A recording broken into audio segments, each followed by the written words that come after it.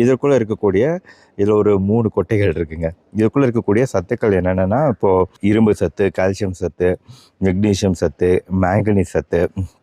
இப்போ இரும்பு சத்து இருக்குனாலே என்ன அர்த்தங்க, நம்மளுக்கு ரத்த சோகை, அனீமியா போன்ற விஷயங்கள் வரக்கூடிய வாய்ப்பு குறைவு. இரும்பு சத்து எதனால அதிகமாக இருக்கும், ஏன்னா ஹீமோகுளோபின் ப்ரொடக்ஷன் நல்லாயிருக்கும். அடுத்தது கால்சியம். கால்சியமும் மெக்னீஷியமும் எந்தெந்த உணவுகள் அதிகமாக இருக்கோ எலும்புகளுக்கு நல்லது, எலும்பு சார்ந்த பிரச்சனைகள் ஏற்படாது. அதுக்காக நம்ம கால்சியம் எடுத்துக்கிறோம்.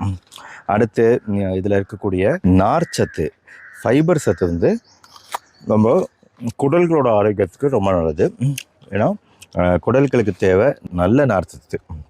இந்த கரையக்கூடிய நார்ச்சத்து குடல்களில் நல்ல கிருமிகள் உருவாக துணை புரியறதுனால அந்த வகையிலையும் இது ரொம்ப நல்லது. அப்புறம் இது வந்து கொஞ்சம் பழுக்காத மாதிரி இருக்குது பார்த்தீங்களா? இல்லை, இந்த பக்கம் பார்த்தீங்கன்னா அது ரோஸ் கலரில் இருக்குது. பழுத்தது வந்து நல்லா ரோஸ் கலரில் இருக்குது, பழுக்காதது கொஞ்சம் க்ரீன் கலரில் இருந்தாலும் அதுவுமே வந்து